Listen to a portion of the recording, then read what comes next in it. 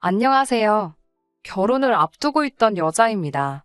저와 결혼할 남자친구와는 동갑이고 5년 긴 시간 동안 연애를 해왔습니다. 사실 처음 남자친구를 알게 된 건 그보다도 훨씬 일찍이에요. 재수학원에서 처음 만나게 되었고, 그때도 같은 대학교를 목표로 하고 있는 저와 남자친구 둘 다 서로에게 관심이 있었는데, 연애한다고 공부를 미뤄둘 수는 없어서 결국 만남까지 성사가 되지는 않았어요. 저는 재수해서 바로 제가 원하던 대학에 갈 수 있었고, 재수에 실패한 남자친구는 좋은 대학 들어가고 싶은 욕심에 1년 더해서 삼수까지 했습니다.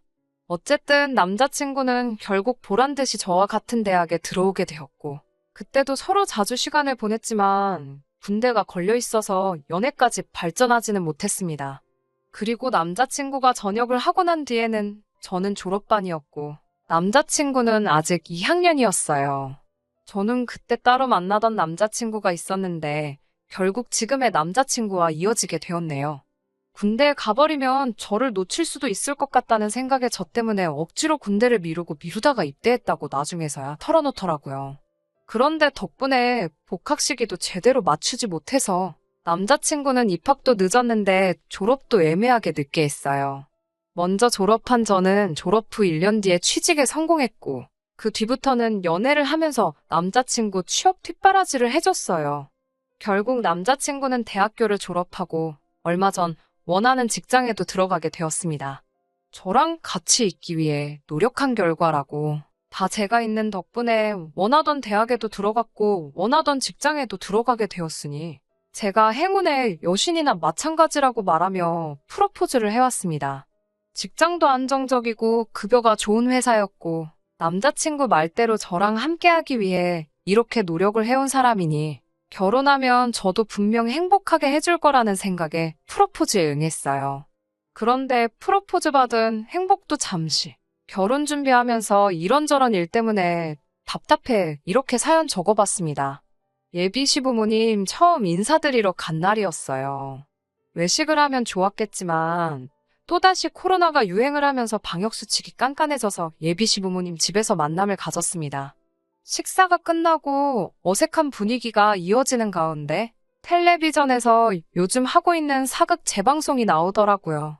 낯가림 때문에 어색했던 상황인지라 다들 텔레비전만 보면서 시간 보내고 있었는데 아버님께서 저것 좀 보라고 여자가 탐욕스러우니 자식이 아버지 알기를 우습게 알고 형제끼리 칼부림을 하는 게 아니겠냐는 말을 하면서 예로부터 여자가 져줘야지 평화롭고 남자가 잘 된다는 이야기를 하시더라고요.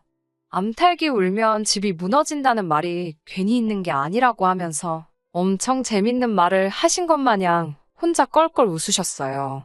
안 그래도 어색한 자리였는데 그 말씀에 분위기까지 이상해지고 아버님께서는 누구에게라도 자기의 뜻을 동의를 받아야 했는지 어머님 옆구리를 발로 쿡쿡 찌르면서 내 말이 맞지? 하고 재차 확인을 하시더라고요. 어머님께서는 마지못해 그렇다고 해주셨고요. 아무리 자리가 어색한 상황이었다고 할지라도 그래도 첫 만남인데 구태여 저한테 저런 말씀을 하시는지 이해가 안 됐습니다. 그렇다고 제가 남자친구 잡을 듯이 하는 행동 한 번 한 적도 없고 티낸 적도 없는데 말이에요. 일부러 저러시나? 혹시 벌써부터 제 길을 누르시려고 그러나? 그런 생각이 들었습니다. 그래도 제가 할 말은 다 하고 사는 성격인데 아무렴 기분 나쁜 말을 들었다고 할지라도 예비 시아버지 되실 분인데 아버님 재미없는 농담에 말대꾸는 하지 않았지만 그래도 동의도 하지 않고 그냥 가만히 앉아 있었습니다. 남자친구는 나중에 저한테 그때 왜 그랬냐, 뭐가 문제냐 하면서 자기 부모님이 신경 써줘서 초대한 식사 자리인데 그렇게 똥 씹은 표정하고 있을 필요는 없지 않았느냐고 답답해하며 화를 냈습니다. 아버님 말도 말이지만 그런 식으로 나오는 남자친구 반응도 섭섭하더라고요. 그래서 저도 솔직히 첫 만남인데 저런 말씀 하시니 나도 좀 서운했다고 따졌더니 그게 뭐가 서운할 일이냐고 어른이 분위기 좀 어떻게 해보려 꺼낸 말인데 누가 농담 가지고 서운해하냐고 하는 겁니다. 오히려 대화가 멈추고 어색해진 상황에서 예비 며느리 될 제가 애교도 부리고 하면서 분위기를 띄웠어야 하는 거 아니었냐고 하더라고요. 얼마나 제가 거기서 불편한 티를 팍팍 냈으면 집안에서 가장 어른인 아버님이 그런 서투른 농담까지 했겠냐고요. 시댁이라고 벌써부터 그렇게 날 세우면 안 된다고 하는 거예요. 제가 성격상 낯도 많이 가리는 편이기도 하고 사실상 유학 생활까지 하면서 가장 어려웠던 게 어른을 상대하거나 하는 일이었습니다. 경험이 많지 않아서 그런 자리에서 제가 제대로 행동하지 못한 부분은 인정합니다. 그런데 아버님이 꺼낸 말은 분위기 전환을 위한 농담이라고 생각되지 않았어요. 그리고 아무리 제가 며느리 될 자식뻘 같은 존재일지라도 그 자리에서 제가 애교 부리며 분위기를 전환시켜야 된다는 건 아무래도 이해가 가지 않았습니다. 하지만 남자친구 말대로 아버님이 아기를 가지고 한 말이 아니라는 해명을 듣기도 했고 저도 불편한 기색을 숨기지 못한 잘못이 있었기 때문에 그날 일은 그냥 제 마음속에 묻어두기로 했습니다. 그런데 정말 어이가 없는 일이 처음 뵌 날 얼마 지나지 않아서 일어나고 말았어요. 결혼 준비를 하면서 결혼식장이나 기타 여러 가지들도 중요하지만 가장 중요한 건 아무래도 살 곳 아니겠어요? 저와 남자친구도 결혼하고 나서 살 집에 대해서 여러 가지 의견도 나누고 부동산도 다니면서 정말 서울 이곳저곳에 집이란 집은 다 알아보고 다니던 중이었습니다. 뭐든지 장점만 가지고 있는 집은 정말 찾기 힘들더라고요. 비교적 신축의 집값까지 적당한 곳은 위치가 참 애매해서 대중교통 타기도 번거롭고 회사에서도 멀었고요. 반대로 위치가 마음에 드는 곳은 마음에 드는 만큼 아파트가 구축이기도 하고 주차장 문제도 있었어요. 모든 걸 다 만족시켜줄 만한 집은 가격이 문제였고요. 신혼집 구하게 되면서 예비시댁에서도 어느 정도의 지원금을 마련해 주셨고 대출도 당연히 받을 계획이지만 10억이 넘어가는 집을 구할 방법은 없어 보였습니다. 결국 후보는 두 군데로 좁혀지게 되었어요. 출퇴근 위치도 좋고 재개발 예정지이긴 하지만 작은 집을 구하느냐 아니면 서울 근교 서부권이나 동부권 신도시에서 시작을 하느냐로요. 집을 알아보는 동안 마침 남자친구가 지내고 있던 월세 자취방이 계약이 끝나게 되면서 제가 전세로 살고 있는 원룸의 거실이 딸린 자취방으로 들어와 함께 지내고 있었습니다. 명절을 앞두고 있는 상황이었는데 남자친구가 집에는 안 가보느냐고 물어보더라고요. 저는 당연히 저희 부모님 집을 이야기하는 건 줄 알고 코로나가 유행이기도 하고 엄마가 몸이 약한 편이라 괜히 걱정이 돼서 올해는 안 갈 생각이라는 말을 했습니다. 그런데 남자친구가 너네 집 말고 우리 집 말하는 거라고 하더라고요. 아무리 결혼을 약속한 사이지만 아직 결혼도 하기 전인데 친척들이 다 모인다는 시댁에 제가 왜 가야 하는지도 모르겠고 또 제가 친정에 가지 않는 이유 중에 하나가 괜히 사람 많은 곳 다녀왔다가 코로나라도 걸릴까 봐인데 정말로 만에 하나 그렇게 된다면 건강 상하고 같이 있던 사람들 불편하고 그게 무슨 난리겠어요? 그래서 그 두 가지 이유를 대고 가지 않겠다고 했습니다. 그러니까 남자친구가 아직 결혼을 안 했다고 한들 올해면 우리도 부부가 될 텐데 며느리가 명절을 빠지면 쓰냐는 식으로 이야기를 계속 하더라고요.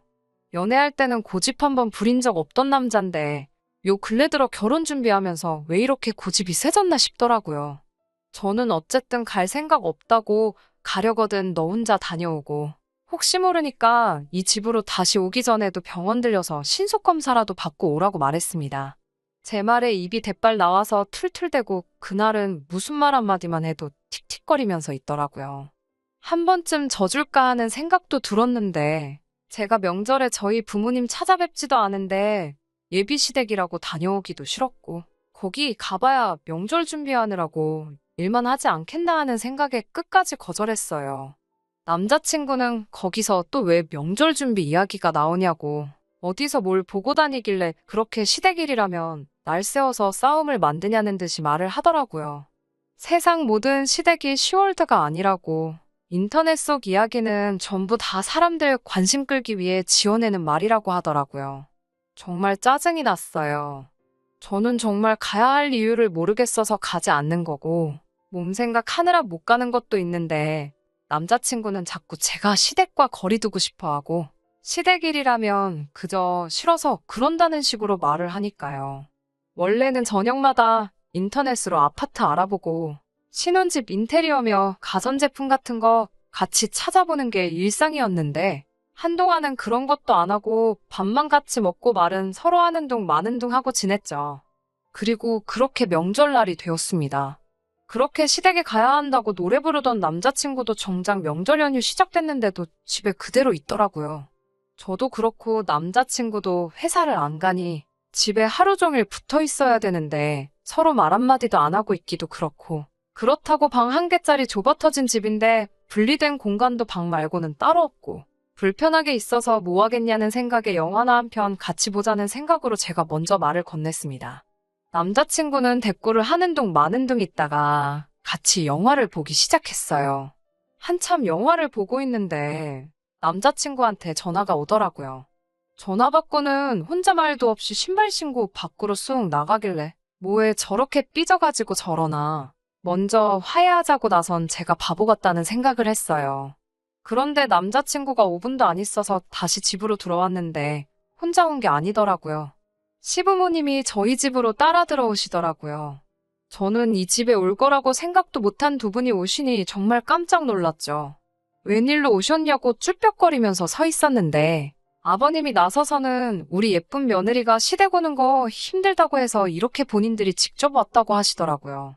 이런 시부모님 본 적 있냐고 자화자찬을 하시는데 저는 놀란 마음도 잠시 어이가 없고 짜증이 나기 시작했더라고요.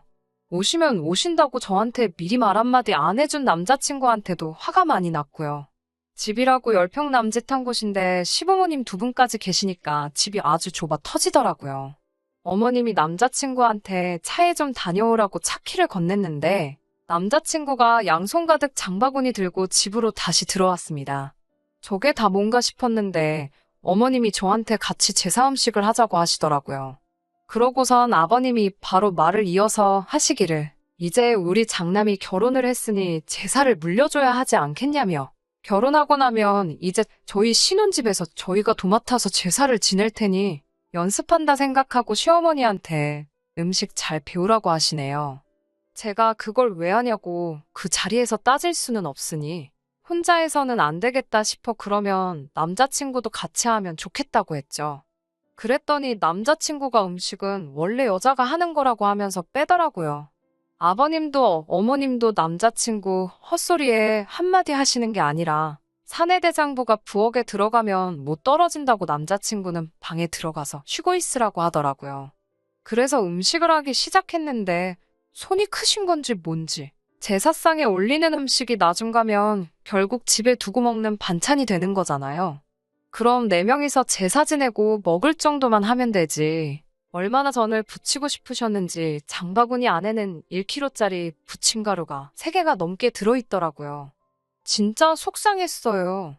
전셋집이기는 하지만 내 집이다 생각하고 매일같이 꼼꼼히 청소해가며 관리하던 집인데 가스불도 아니고 인덕션 2구짜리로 좁아터진 주방에서 전을 어떻게 부치냐 했더니 그럴 줄 알고 집에서 전기 프라이팬도 가지고 왔다고 남자친구 시켜서 또 차에서 가지고 오라고 하시더라고요.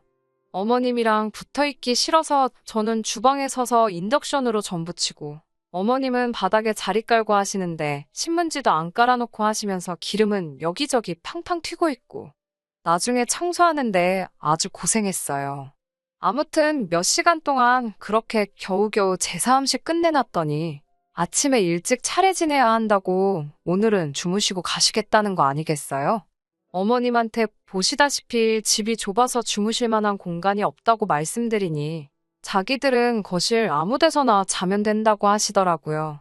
그런데 남자친구가 또 나서서는 부모님을 바닥에서 주무시게 할 생각이냐며 제 방에 침대까지 양보해 드려야 했어요. 그 와중에 아버님은 당연하게 씻지도 않고 양말도 그대로 신으신 채로 침대 위에 올라가시고 정말 미치고 팔짝 뛰는 줄 알았네요. 여기서 끝이었으면 그냥저냥 예비시 부모님 돌아가시고 나서 남자친구한테 한 소리하고 끝냈을 수도 있을 일이었는데 이건 그냥 시작에 불과하더라고요. 다음날 새벽에 어머님이 저를 또 깨우시더라고요. 여기는 주차를 어디다가 해야 되냐고 물으시길래 주차하신 거 아니냐고 물었더니 우리 차 말고 라고 말하면서 친척분들이 오셨다는 말을 하시더군요.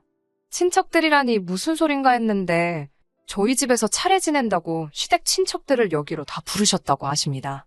그 소리에 이건 또 무슨 일인가 싶어서 또 표정 관리를 못했나 봐요. 그랬더니 아버님이 옆에서 저한테 겸사겸사 우리 예비 며느리 소개도 하고 자랑도 하고 싶으셨다고. 결혼하기 전에 친척들한테 얼굴 한 번씩 비추고 인사 한 번 드려야 되는데 겸사겸사 한 번에 하게 되었으니 저한테는 번거로울 것 없어 좋은 일 아니겠냐고. 이렇게 며느리 챙겨주는 시부모가 또 어딨겠냐며 노스레를 떠는데 솔직히 예비 시부모님만 아니었으면 진짜 주먹이라도 나갈 뻔했어요. 그 시점부터 정말 온갖 시댁 친척들이 하나둘씩 집 안으로 들어오는데 써있을 자리도 없을 정도로 정신이 없더라고요. 차례 끝나고 나니 상 차려놓고 밥 먹을 자리는 안 나오니까 전날에 정말 그렇게 많이 부친 전들 다 비닐봉지에 담아서 한 봉지씩 손에 쥐어주고 보내는데 정작 전 부친 건 거의 저 혼자 다 한 것 같은데 저희가 먹을 건 하나도 없었습니다. 남편은 그 와중에 친척 형들하고 술 한잔 마시고 온다고 밖으로 나가고 십수명의 사람들이 휩쓸고 간 저희 집은 엉망이 되었는데 치울 생각하니 한숨조차 안 나오더라고요. 그리고 혼자 신나서 술 잔뜩 처먹고 온 남자친구하고 정말 대판 싸웠어요. 이 좁아터진 집에 그 많은 사람을 부를 생각을 다 하냐고.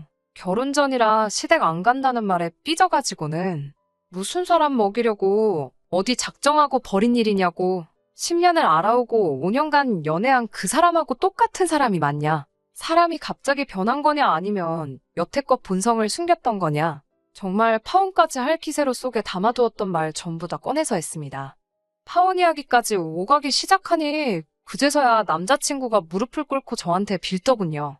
시부모님 말이 여태껏 자기가 저를 쫓아다녔다는 사실에 결혼하면 주도권은 저한테 있겠다 뭐 이런 말씀을 하셨다나요. 그래서 일부러 더 세게 나왔다고 합니다. 본심은 아니었다고요. 여태껏 제가 알던 사람으로 돌아올 테니 한 번만 용서해달라고 빌더라고요. 그놈의 정 때문인지 정말 자초지종 처음부터 끝까지 설명하고 싹싹 비는 모습에 마음이 약해져서 사과를 받아줬습니다. 그냥 받은 건 아니에요. 시부모님이 그렇게 나오셨다는 사실이 신경이 쓰였고 주도권 이야기로 뒤에서 남자친구를 조종했다는 사실은 용서가 되지 않았어요. 어차피 결혼하면 시부모님하고 사는 거 아니니까 적당히 할 도리만 하고 거리 두고 지내면 된다고 생각했죠. 얼마나 아니란 생각이었는지 참 후회가 되네요. 결혼하면 제사 물려받을 생각 없다. 혼인신고는 곧바로 하지 않고 지켜보다가 정말 약속들을 지키고 있는 것 같으면 그때 가서 하겠다고요. 당연히 시댁에 방문하는 건 남자친구 혼자서만 하기로 약속받았고 신혼집의 경우에는 남자친구의 명의로 해주되 제가 모은 돈이나 친정지원금 한 푼 들이지 않기로 했어요. 친정지원금은 제가 따로 가지고 있다가 혼인신고 올리고 나면 그때가 돼서 남아있는 대출금을 갚든 어떻게든 집에 관련된 자금으로 쓸 테니 명의도 그때 가서 공동명의로 바꾸자고 했지요. 그렇게 폭풍 같은 날이 지나고 남자친구도 다시 원래 모습으로 돌아온 듯 했고 그 이후로는 예비 시부모님과도 적당히 거리 두고 지내며 결혼 준비 관련된 부분에서만 전화로 이야기한다던가 하는 식으로 지내고 있었습니다. 그리고 결국 파혼하게 되었어요. 바로 얼마 전 이야기입니다. 남자친구가 그때쯤부터 약간 정신 빠져 있고 넉나간 사람처럼 지내고 있었어요. 평소랑 다른 모습에 걱정이 돼서 무슨 일 있냐고 물어봐도 아무 일 없다고만 대답하고 잠깐 괜찮은 척 하고 나서는 다시 또 축 처져 있더라고요. 안 좋은 일이 있겠다는 건 짐작하고 있었는데 이런 일인지는 상상도 못했네요. 휴일날이었는데 시부모님이 또 연락도 없이 저희 집으로 찾아오셨더라고요. 남자친구한테 무슨 일이냐고 따져 물을 새도 없이 들이닥치셔서는 저보고 돈을 내놓으라고 하시는 거예요. 갑자기 돈을 내놓으라니 무슨 일인가 싶었죠. 남자친구는 안색이 창백해져 있고 그제서야 모든 사실을 제게 말해주더라고요. 남자친구가 시댁에서 집 구하라고 지원해준 돈과 자기가 결혼자금으로 모아놓은 돈을 코인과 주식으로 날려먹었다고 합니다. 반토막이 났으면 차라리 괜찮았을 거예요. 그냥 그 돈이 전부 휴지 조각이 되어버렸다고 하더군요. 저도 정신이 아찔해져서 이게 무슨 일인가 정신이 없어 있는데 아버님이 여자 잘못 들여가지고 아주 집안꼴을 말아먹는다고 성질을 부리시더라고요. 그게 왜 저 때문이냐고 하니까 남자친구가 하는 말이 가관이었습니다. 제가 좁은 집이 싫다고 했고 집을 자기 혼자서 구하라고 했다고 말하면서 그것 때문에 자기가 주식과 코인에 손을 댄 거 아니겠냐고. 따지고 보면 전부 다 제 잘못이라고 하는 거예요. 아버님도 한술 더 떠서 처음 봤을 때 자기가 말한 거 기억 안 나냐고, 여자가 탐욕적이라서 이 사단이 난 거 아니겠냐고 저한테 호통을 치시더라고요. 이래서 여자 말 듣지 말라고, 집안은 남자가 주도권을 잡아야 사는 거 아니겠냐고 하면서 내 욕심 때문에 이렇게 된 거, 당연히 우리는 우리 아들하고 저를 결혼시킬 생각 없고 너 때문에 큰돈을 날렸으니 그 돈을 저보고 보상을 하라고 하는 거예요. 어이가 없어서 진짜. 그동안은 예비 시부모님이라 말을 아꼈지만 제가 먼저 파혼 이야기 꺼내기 전에 결혼시킬 생각 없다고 하셨으니 이제 예비 시부모님이 아니라 그냥 남이잖아요. 저도 더 이상 참을 거 없다고 생각해서 한마디 던졌습니다. 주제도 모르고 결혼을 해준다니 안 해준다니 말하지 말라고요. 그동안 제가 그쪽 아들 이끌어줘서 대학도 가고 좋은데 취직도 한 거 아니겠냐고, 알고 봤더니 아주 근본부터 못 써먹을 놈이었는데 그래도 어떻게 사람 구실하게 만들어놨더니 부모가 나서서 애를 다시 모질이 천치로 만들어 놓은 거 아니냐고. 그리고 저는 좁은 집에 살기 싫다고 한 적도 없고 이 좁아터진 원룸에 온 식구들 다 초대해서 그 소리 나오게 한 거 다 아줌마 아저씨 잘못 아니냐고 따졌어요. 자식 농사 잘못 지은 걸 왜 내 탓으로 하냐고. 이제는 결혼해달라고 빌어도 저도 할 생각 없으니 모자란 당신네 아들 데리고 꺼지라고 소리를 질렀어요. 아줌마 아저씨라고 부르는 게 뭐가 그렇게 열받았는지 부들부들대면서 벽을 주먹으로 내려치더라고요. 언성이 높아지고 하다 보니 이웃의 신고로 경찰까지 출동하고 아주 난리도 아니었습니다. 얼마 전 법원에 접근금지 가처분 신청을 보내놓은 게 인용 결정이 되어서 남자친구를 포함한 그 집 식구들 전부 제 근처에는 얼씬도 못하게 되었어요. 돈 문제야 당연히 자기가 날려먹은 건데 제가 어떻게 해줘야 할 이유도 없고요. 파혼하게 된다면 가부장적인 시부모님 때문에 하게 될 거라 생각했는데 결국 남자친구 본인의 손으로 뒤집어지게 되었네요. 만약 정말로 돈을 날렸다고 한들 저에게 솔직하게 말하고 처음부터 다시 시작했다고 말했으면 지금 살고 있는 좁아터진 제 전셋집에서라도 둘이 시작했을 수도 있었을 거예요. 그만큼 저도 그 사람에 대해서 진심이었고 정말 좋은 점만 보려고 했는데 차라리 이렇게 끝나버린 게 천만다행이라는 생각이 드네요. 부모님 말을 잘 듣는 것도 좋지만 스스로 판단하고 결정할 수 있는 사람이 되는 것도 중요하다고 생각합니다. 괜한 기싸움 하지 말고 서로 대화로 풀어나가는 것도 중요하다고 생각해요. 저는 결국 파혼하게 되었고 그동안 함께한 시간을 날리게 되었지만 남자친구도 그 시간과 더불어 여태 모아온 돈과 자기 부모님 재산까지 날려먹었으니 그걸로라도 위안 삼으려고요. 끝까지 들어주셔서 감사합니다. 오늘의 사연은 여기까지입니다. 구독과 좋아요, 알람 설정 부탁드리고 더 좋은 사연으로 다시 찾아뵙겠습니다. 감사합니다.